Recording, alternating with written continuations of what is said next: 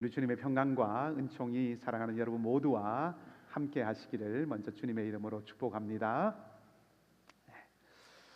인공지능 시대죠. 인공지능의 가장 큰 특징 중에 하나는 주저함이 없다는 것입니다. 어떤 것을 물어도 AI는 즉시 답을 내어놓죠. 조금도 머뭇거리는 것이 없습니다.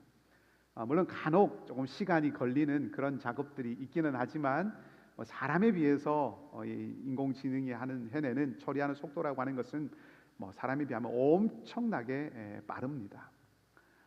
이런 주저함 없는 이 즉각성이라고 할까요? 이 즉각성은 명쾌함을 우리에게 주기도 하지만 동시에 이 즉각적으로 반응하는 이 즉각성에 우리가 만약에 익숙해지고 또 거기에 길들여진다면 사실 속단하기가 굉장히 쉽고, 어떤 관계를 두고 생각한다면 관계가 굉장히 피상적으로 관계를 맺게 될 확률이 굉장히 높아집니다. 그래서 어떤 작가가 머뭇거리는 이 주저함이라고 하는 것 안에는 성찰하고 배려하는 마음이 거기 안에 담겨 있기 때문에 머뭇거리는 것, 이 주저하는 것, 이 주저함이야말로 인간됨, 사람됨의 가장 큰 특징 가운데 하나다, 이렇게 말하는 것을 들은 적이 있습니다. 매우 공감이 가고 또 아주 지혜로운 통찰이라고 생각을 합니다. 근데 저는 그것을, 이 주저함이라고 하는 것을 조금 다르게 표현해서 섬세함이라고 좀 이렇게 표현을 바꾸어서 한번 생각을 해보려고 합니다. 살피고, 그래서 그 안에서 어떤 것을 이렇게 포착해내는 것, 이것을 섬세함이라고 하죠.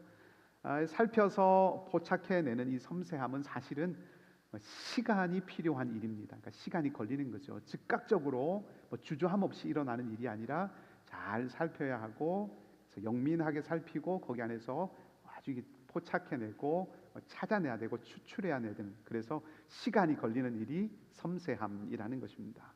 하지만 그 섬세함이라고 하는 것이 우리에게 시간이 걸리지만, 섬세함이 우리에게 주는 것은 어떤 한 객체, 어떤 한 대상의 고유함, 여러 많은 비슷한 사람들이 있지만 섬세하게 살펴을 통해서 그 한 사람의, 한 개체의 고유함을 우리가 알 수 있고, 그리고 그 고유함을 오롯이 잘 누릴 수 있게 만들어주는 것도 섬세함이라고 생각을 합니다. 이삭이라고 하는 사람, 오늘 우리가 읽었던 본문의 말씀 26장 전체가 이삭에 대한 이야기인데, 이삭이라고 하는 사람은 아브라함에 비해서 혹은 야곱에 비해서는 사실 덜 주목받는 사람이 이삭이죠. 창세기 안에서 전체의 분량을 보아도 이 이삭의 할애된 분량은 사실 매우 적습니다. 실제로 이삭에 대한 이야기만 담고 있는 본문은 오늘 우리가 읽은 창세기 26장이 전부라고 해도 과언이 아닐 정도로 창세기 전체 안에서 분량으로도 이삭은 비중이 매우 적습니다. 26장이 이삭의 이야기를 담고 있지만 이 이야기마저도 사실 아브라함의 이야기와 매우 비슷하고 아주 흡사한 그런 모습을 보여주죠. 그래서 이삭이라고 하는 사람을 떠올릴 때 많은 사람들이 이삭은 그저 아브라함의 복사본 같은, 아브라함이 있었던 일들을 거의 비슷하게 겪고 아브라함이 했던 것처럼 이삭도 그렇게 하는 모습을 보면서 이 이삭은 아브라함의 복사본과 같은 사람이다, 이렇게 설명을 하는 경우도 있고요. 또 이제 27장에 그런 모습이 나오지만 이삭은 눈이 어두웠죠.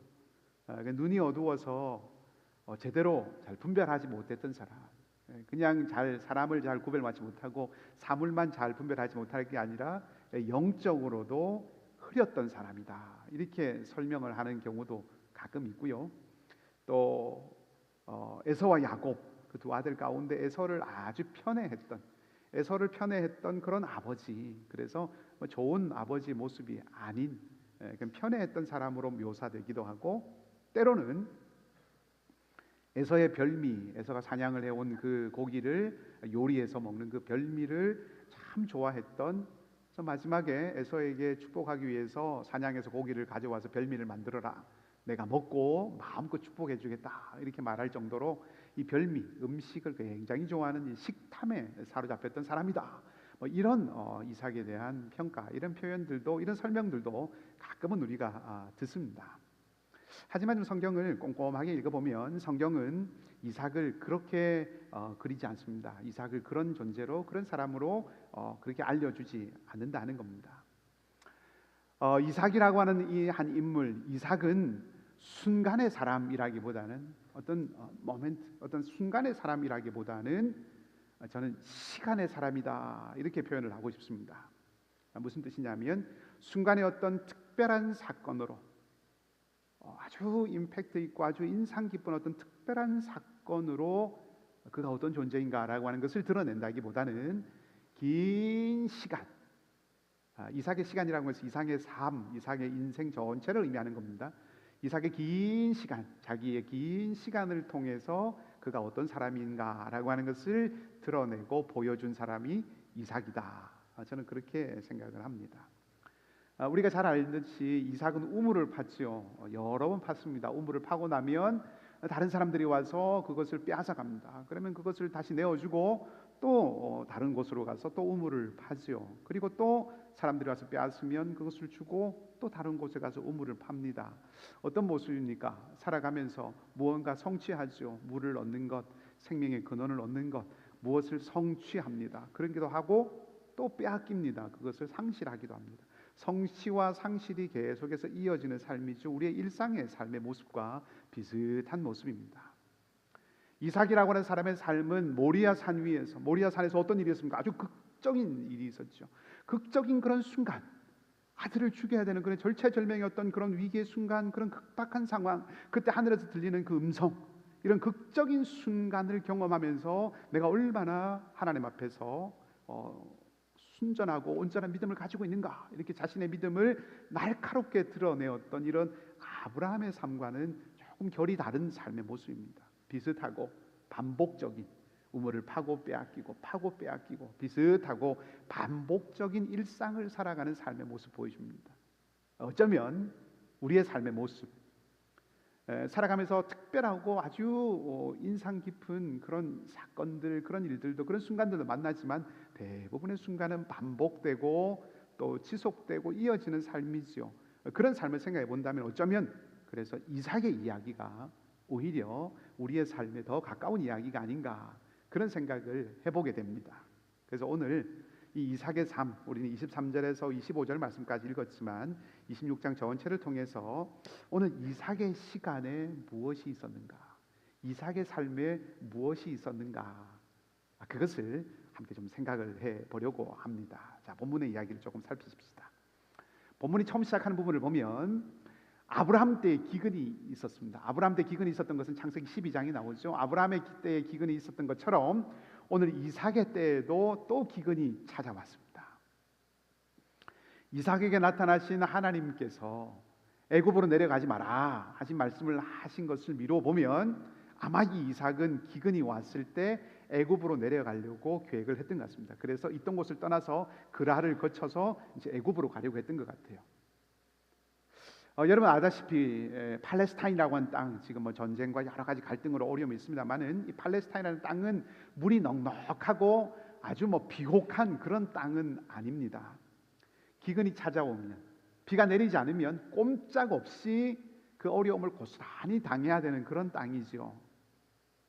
나일강의 그 풍요로움, 나일강의 풍요로움이 끊이지 않는 늘 비옥하고 늘 풍족한 애굽 땅, 이집트와는 전혀 다른 땅입니다. 기근이 오면 그래서 애굽으로 내려가는 것은 지극히 당연하고 합리적인 선택입니다. 누구나 그렇게 해야 하고 누구나 그렇게 할 수 있는 선택인 것이죠. 아브라함도 그렇게 애굽으로 내려갔습니다. 기근이 왔을 때 그 팔레스타인 땅에, 가나안 땅에 머물 수가 없어서 풍요로운 양식이 있는 애굽으로 내려가죠. 나중에 야곱의 아들들도 그렇게 애굽으로 내려갑니다. 그런데 아브라함에게는 나타나지 않으셨던 그 하나님께서 이삭에게는 나타나십니다. 그리고 애굽으로 가지 말라고 말씀을 하시죠. 그리고 그 말씀 중에 하나님은 이삭에게 아브라함에게 주셨던 약속, 땅에 대한 약속, 자손에 대한 약속을 주십니다. 그리고 이삭은 그 하나님 말씀을 듣고 애굽으로 내려가는 것을 멈추고 그랄에 머뭅니다. 같은 일이라고 해서 늘 같은 방식으로 응답하거나 또 같은 방식으로만 해결해야 되는 것은 아니죠. 하나님이 또 어떤 기근 때는 나타나시고 누가 당하는 기근에는 나타나지 않으시고 하나님 왜 이랬다 저랬다 하시는가, 그런 것을 오늘 본문의 말씀 말해주는 것도 아닙니다. 오늘 기근이 있고 하나님이 나타나시고 이삭이 그 아래 머물렀다라고 하는 이 사건은 무엇이 기준인가, 우리의 삶에 무엇이 기준이 되는가라고 하는 것을 보여주고 가르쳐주는 말씀입니다.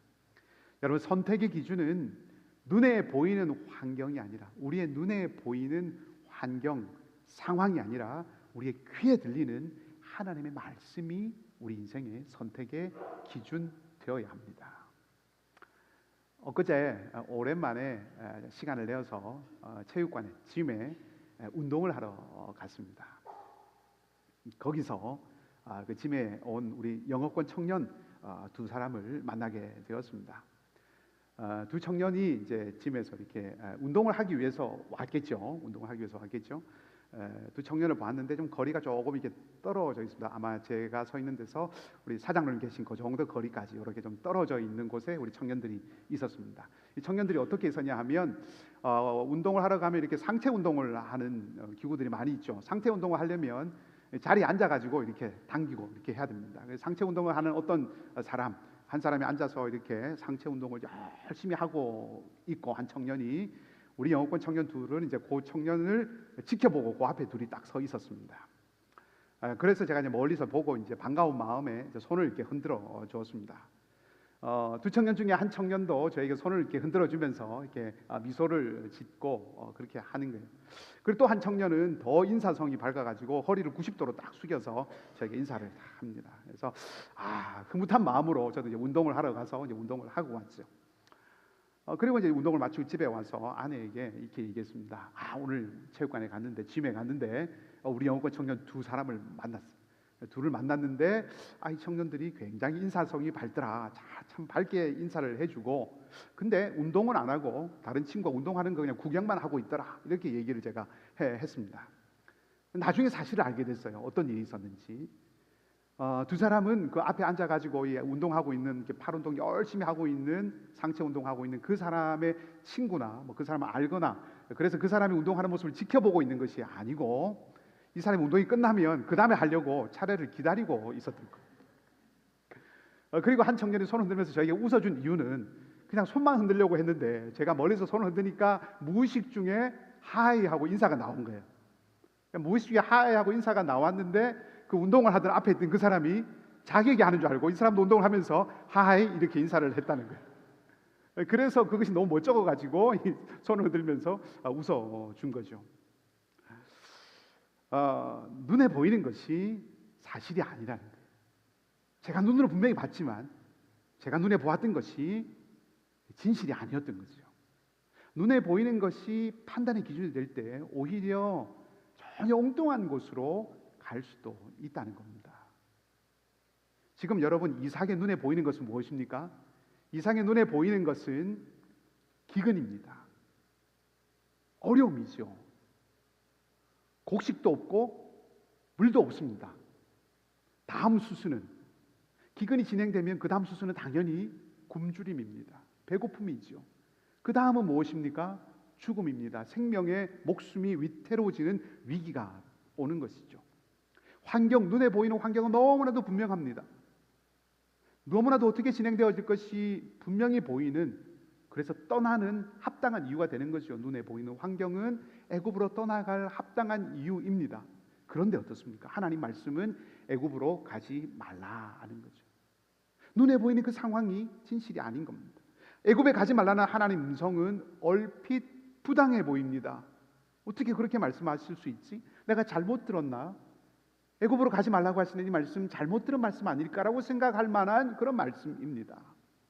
때때로 하나님의 말씀은, 때때로 우리에게 주어지는 하나님의 말씀은 우리의 상식과 우리의 합리를 거스르는 것처럼 보일 때가 있습니다.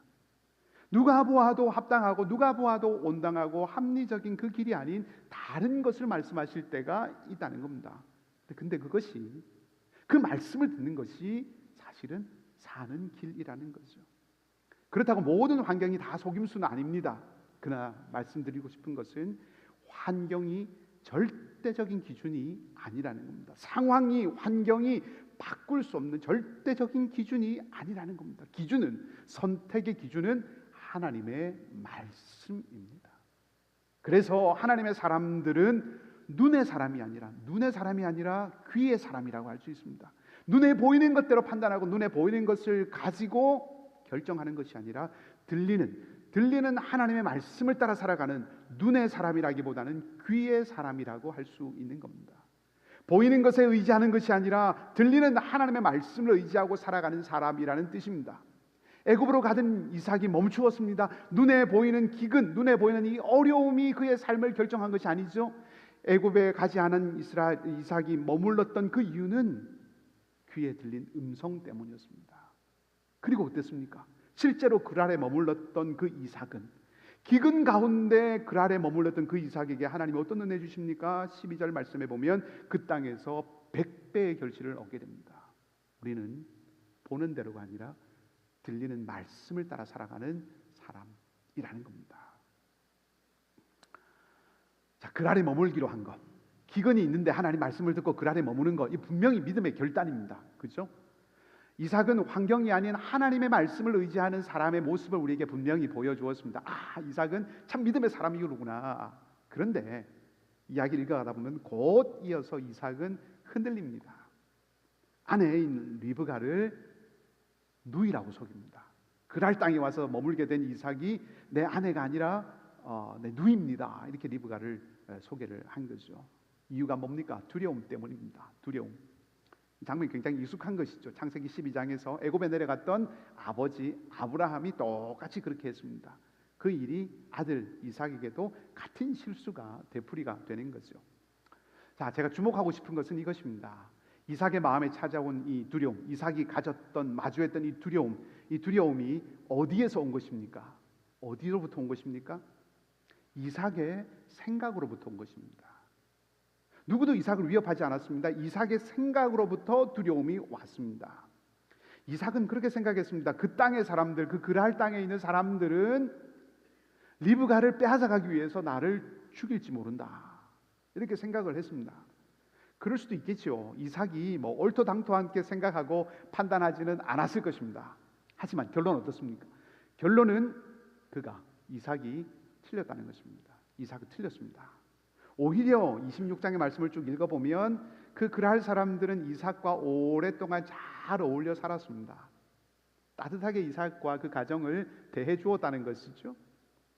나중에 리브가가 이삭의 아내라고 하는 사실도 다 밝혀지고 드러나게 됩니다. 어떻게 됩니까? 이삭이 죽임을 당합니까? 아니지요. 그 아내라고 하는 것을, 리브가가 이삭의 아내라고 하는 것을 알았던 아비멜렉 그 왕이 오히려 이삭의 집안의 보호자가 됩니다.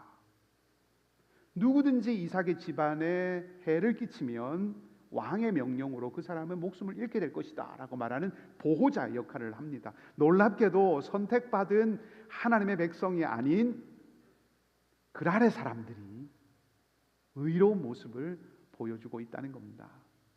여러분, 지금 이스라엘은 악하고 유대인들은 나쁜 사람들이고 그리고 이방인은 선하다, 이런 말씀을 드리려고 하는 것이 아닙니다. 그런 말씀 드리려고 하는 것이 아닙니다. 저는 초등학교 3학년 때 자전거를 처음 배웠습니다. 사실 그전에도 자전거 굉장히 잘 탔어요. 굉장히 빠르게 잘 달리는 그런 아주 그런 소년이었는데, 그때는 세발 자전거를 타고 있었고, 이제 초등학교 3학년 때는 이제 두발 자전거를 타게 됐습니다. 이 두발 자전거를 저는 이제 중학교 그때 다니던 교회 우리 중학교 형, 그때는 막 어마어마하게 막 크고 성숙한 형으로 생각했는데 지금 생각해 보니까 중학교 이제 막 들어갔던 그 형이 이제 저에게 자전거를 가르쳐 주었어요. 그 형이 처음 자전거를 탁 타게 하면서 뭘 얘기했냐면, 자, 내가 뒤에서 딱 잡고 있을 테니까 똑바로 앉아가지고, 어떤 경우에도 똑바로 앉아서 저 멀리 똑바로 정면을 쳐다보고, 그리고 무서워하지 말고 계속 페달을 밟아라.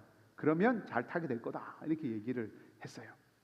처음에 올라타니까 어떻습니까? 자전거가 이제 세 발만 타다가, 세 발의 그 안정감을 누리다가 두 발을 딱 타니까 막 휘청거리는 거예요. 너무 이제 무서워가지고 정말 형이 잡고 있는지를 이제 보려고 뒤를 딱 돌아봤더니 형이 딱 잡고 있는 거예요. 참 듬직한 모습으로. 그래서 살살 똑바로 앉아가지고 살살 앞으로 나갔습니다. 그러면서 페달을 밟으니까 점점 이제 속도가 붙는 거죠. 점점 이제 빨라집니다.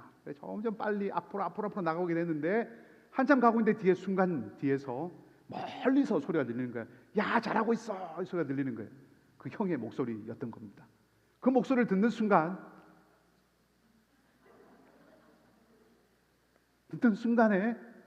어떻게 됐을까요? 자빠졌다고 생각하시는 분은 그 목소리를 듣는 순간에 앞으로 계속 잘 갔습니다. 놀랍지 않습니까?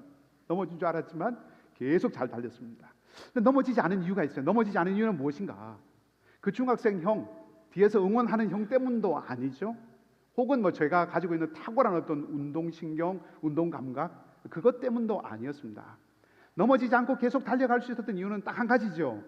앞을 똑바로 쳐다보라. 그리고 페달을 계속 밟아라. 전진 운동을 그치지 않아라. 다시 말하면 무게 중심을 제대로 딱 잡고 전진 운동을 계속하면 넘어지지 않는다고 하는 그 원리 안에 계속 머물렀기 때문에 그렇습니다. 그래서 넘어지지 않았던 것이죠. 그날부터 저는 두발 자전거 선수가 됐습니다. 이삭은 어땠습니까? 이삭은 자기 자신을 신뢰했습니다. 이삭은 자기 생각을 의지했죠. 자기 판단을 의지했습니다. 그 아래 있는 사람들을 본 자기 생각, 자기 판단을 옳다고 믿은 겁니다. 그것을 의지했습니다. 이삭이 의지해야 했던 것은 하나님이죠. 약속하신 하나님, 내가 너와 함께 할 것이고 내가 이 땅을 너와 너 자손에게 줄 것이다 했던 그 하나님의 말씀, 그 하나님, 신실하신 하나님을 신뢰해야 했습니다. 근데 이삭은 자기 생각을 의지했던 것이죠. 여러분, 우리가 의지해야 될 것은 내 생각과 내 경험과 내 지식이 아니죠. 하나님의 신실하심입니다. 하나님의 그 신실하심. 하나님께서 오늘 기근 중에 나타나셔서 애굽으로 가지 말라고 말씀하셨습니다. 그 이유는 아브라함이 언약을 잘 지켰기 때문이다라고 말씀을 하셨습니다. 이거 부모가 아주 잘하면 이제 자녀가 그 덕을 본다. 그것을 우리가 생각할 수도 있겠지만 하나님께서 아브라함이 순종했기 때문에 내가 너와 함께하고 네게 복을 줄 것이다 라고 말씀하신 그 말씀의 가장 근원에 있는 뜻은 무엇이냐면 아브라함이 가진 그 약속, 아브라함이 신실하게 그 약속을 지켰듯이 나도 그 약속을 지키겠다 하는 말씀입니다. 그러니까 하나님의 신실하심에 대한 말씀이라는 겁니다. 하나님의 신실하심을 보여주는 것이고 그 신실하심만이, 하나님의 변함없는 그 신실하심만이 의지의 대상이다라고 하는 것을 말씀해 주신 것입니다. 실제로 26장 마지막에 가면 아비멜렉이라는 그랄의 왕과 이삭이 조약을 맺죠. 평화의 조약을 맺습니다. 왕이 이삭에게 너 어렵게 하지 않겠다, 공격하지 않겠다, 이런 조약을 맺습니다. 그 조약을 맺는 이유가 무엇인지 아십니까? 아비멜렉 그렇게 고백을 합니다. 28절 말씀에 보면 여호와께서 너와 함께 하심을 내가 보았다. 여호와께서 너희와 함께 하심을 보았다라고 말했습니다. 이삭이 하나님과 함께하는 것 중요하죠. 이삭이 하나님과 함께하는 것 굉장히 중요하고 꼭 필요하고 그것을 볼 수도 있습니다. 근데 지금 아비멜렉이 말하는 것은 그렇게 표현하지 않았습니다. 하나님이 너희와 함께하는 것을 내가 분명히 똑똑히 보았다라고 말합니다. 중요한 포인트가 여기 있습니다. 무엇이 더 근본이라는 겁니까? 무엇이 더 본질이라는 것입니까? 하나님이 함께 하시는 것이 더 근원인 것이고 그것이 결정적인 것이라는 것입니다. 이삭이 보호받고 이삭이 안전을 보호받는 것은 철저하게 하나님의 신실하심 때문이라는 것입니다. 이번 주간 중에 한 집사님을 신방을 하였습니다. 참 삶에 참 어려운 그런 시간을, 너무나 어려운 시간을 지나가고 있는 분을 만났습니다. 그분이 이렇게 말씀하셔서 시편을 묵상하시면서 이렇게 기도했다고 말씀을 저에게 해주셨습니다. 참 정말 오늘 아침에 말씀을 읽어드렸던, 예배 시작할 때 읽어드렸던 사망의 음침한 골짜기 같은 그런 깊은 골짜기 같은 이 시간을 보내면서 그렇게 기도하셨다는 거예요. 하나님, 나도 하나님 손 절대 놓지 않을 테니까 하나님도 제발 저를 절대 놓지 말아주세요. 하나님 제 손을 절대 놓지 말아주세요. 그렇게 기도하셨다는 겁니다. 여러분, 하나님은 신실하십니다. 하나님은 여러분을 결코 절대로 놓지 않으십니다. 기근의 때에, 결핍의 때에, 어려움과 이 고난의 때에 이삭을 찾아오신 하나님, 이 하나님은 두려움 가운데 빠져서 믿음이 흔들리고 참 부끄러운 선택을 한 거죠. 아내를 누이라고 말하니 부끄러운 선택을 했던 이 이삭을 떠나지 아니하시는 하나님이셨습니다. 하나님은 결단코 당신의 백성을 떠나지 않으십니다. 여러분, 우리 인생에 유일하게 의지하고 신뢰할 수 있는 것은 오직 하나님의 신실하심입니다. 하나님의 신실하심만이 우리의 확신의 대상인 줄 믿습니다. 자, 그렇게 하나님께서 이삭에게 나타나셔서 애굽으로 가지 말라, 내가 너에게 복 주겠다 말씀하신 대로 하나님이 이삭에게 복을 주셨습니다. 많은 소유를 얻게 되었죠. 그러자 그날 사람들이, 그 땅의 사람들이, 그 전에 잘해주던 사람들이 이제 이삭을 시기하기 시작합니다. 사람들은 이삭을 어렵게 하려고 우물을 메어버립니다. 우물을 메운다는 것은 생명줄을 끊겠다는 거죠. 그리고 이삭은 그 땅에서 추방당합니다. 쫓겨납니다. 여러분, 하나님의 축복이 있다고 해서, 하나님의 은혜가 있다고 해서, 하나님의 놀라운 은총이 내게 주어졌다고 해서 사방이 늘 편안한 것은, 사방이 늘 평안한 것은 아닙니다. 대적은 여전히 있고 고난은 여전히 찾아옵니다. 자, 그럼 그 안에서 그런 삶의 자리를 어떻게 살아가야 할 것인가?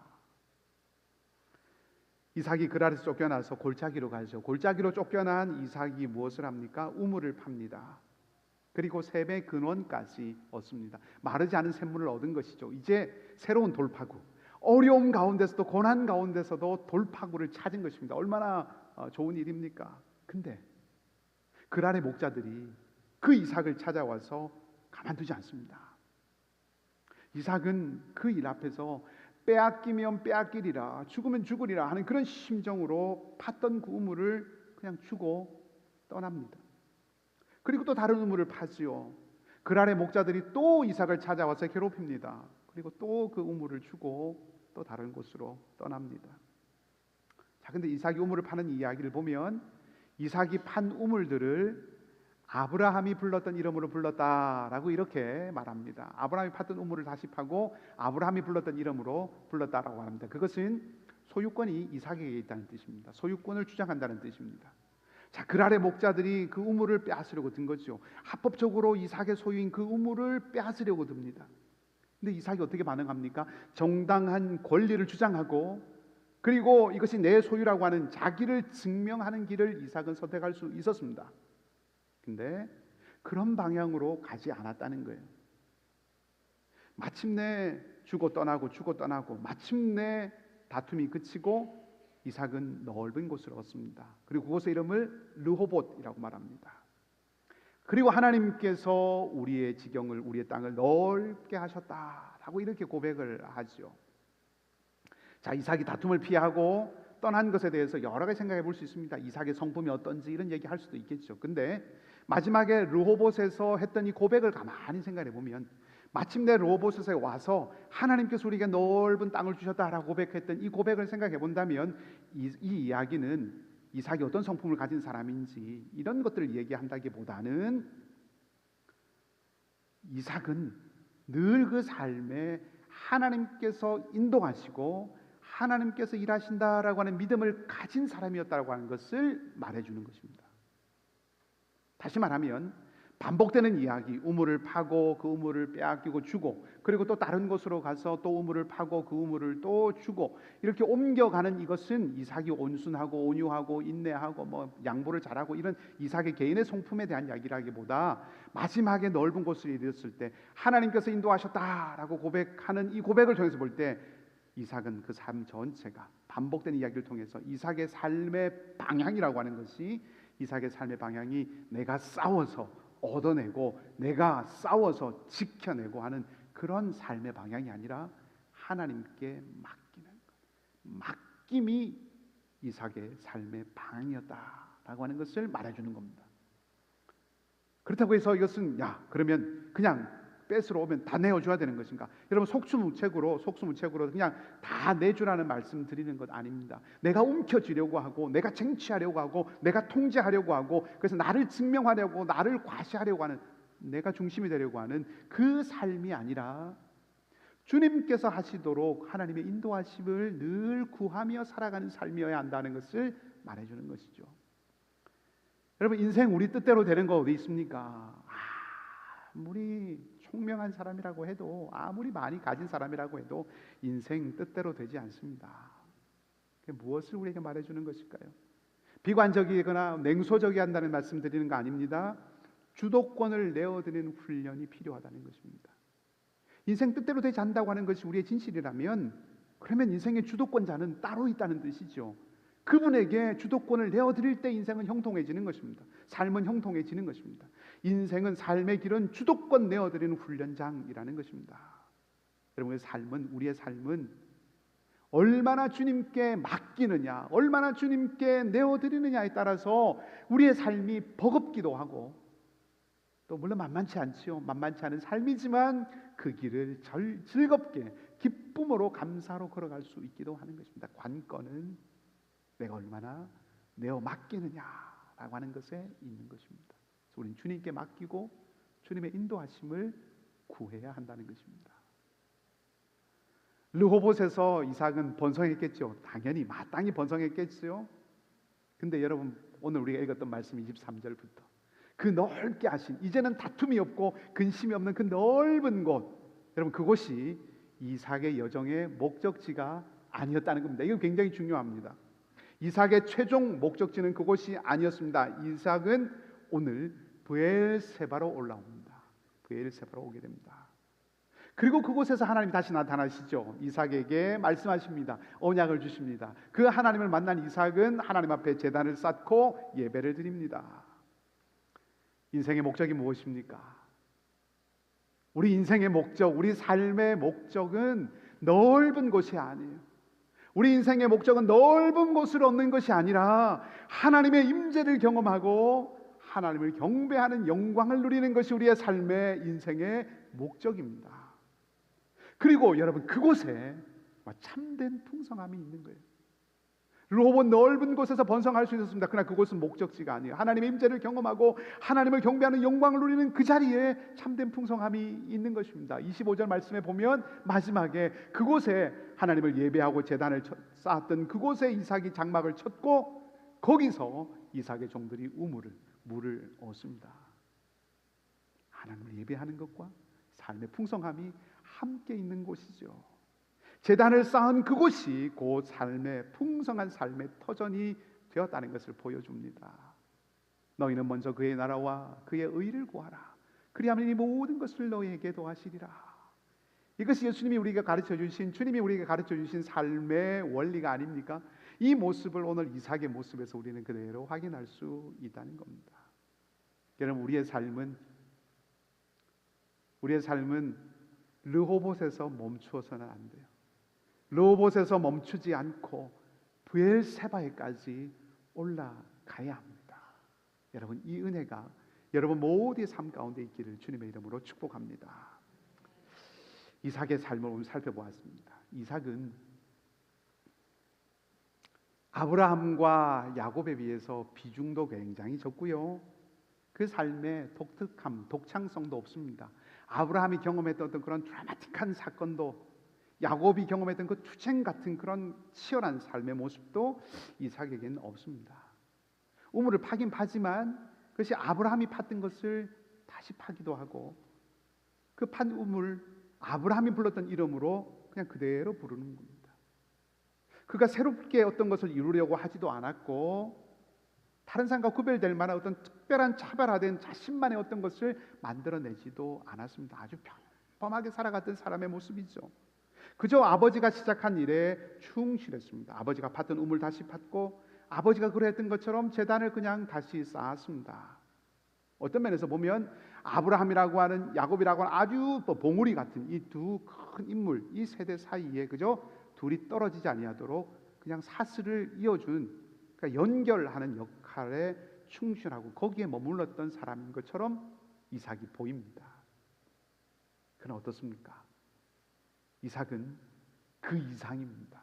그 이상의 삶의 모습을 보여줍니다. 이삭의 시간 전체, 이삭의 삶 전체를 통해서 그 이상의 사람임을 보여주고 있습니다.